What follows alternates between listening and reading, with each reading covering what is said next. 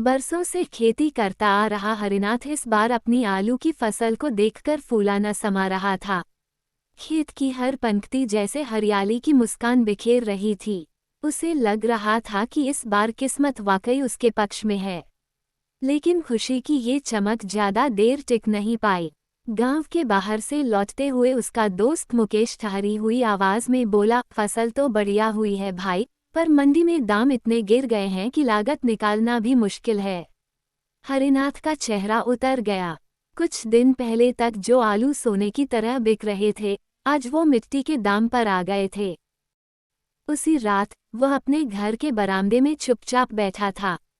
सन्नाटा इतना गहरा था जैसे उसकी उम्मीदों की ही तरह। उसने अपना माथा पकड़ लिया। हे ईश्वर, उसने धीरे से बुदबुदाया, अब क्या करूं? सारे पैसे कर्ज से जुटाए थे, अगर ये भी गया तो घर कैसे चलेगा?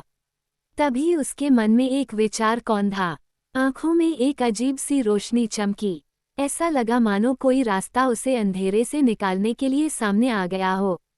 अगली सुबह गांव के चौराहे पर एक नया नज़ारा देखने को मिला। एक साफ सुथरे ठेले के पास हरिनाथ खड़ा था और उस पर गर्मागर्म समोसे तले जा रहे थे। समोसे की खुशबू जैसे हवा को ही स्वाद दे रही थी। गांव वाले ठिठकने लगे। उसी समय एक राहगीर रुका। अरे हरिनाथ, ये तू क्या कर रहा है? उसने हैरानी से पूछा। हरिनाथ मुस्कुराया, क्या बताऊं भाई, खेत तो भरे थे लेकिन जेब खाली।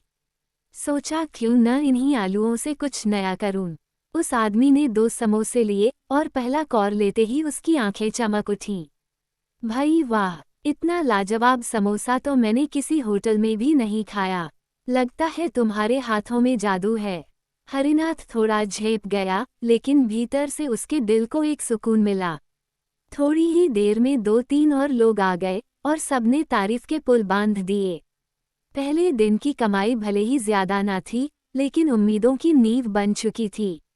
कुछ ही दिनों में हरिनाथ के समोसे गांव में चर्चित हो गए। अगली सुबह जब वह चौराहे पर पहुंचा तो उसका ठेला ग्राहकों से घिर चुका था। बच्चे, बूढ़े, महिलाएं, सबकी जुबां पर बस एक ही नाम था। ये खबर आसपास के गांवों तक भी पहुंच गई। लोग दूर दूर से आने लगे सिर्फ समोसे खाने। हरिनाथ के समोसे अब स्वाद नहीं, एक पहचान बन चुके थे। उसकी कमाई बढ़ी, कर्ज चुका दिया गया और अब उसके चेहरे पर वही मुस्कान लौट आई थी जो कभी फसल देखकर आई थी। एक दिन एक बुजुर्ग ग्राहक बोला, हमने बहुत समोसे खाए हैं, लेकिन ऐसा स्वाद कहीं नहीं मिला।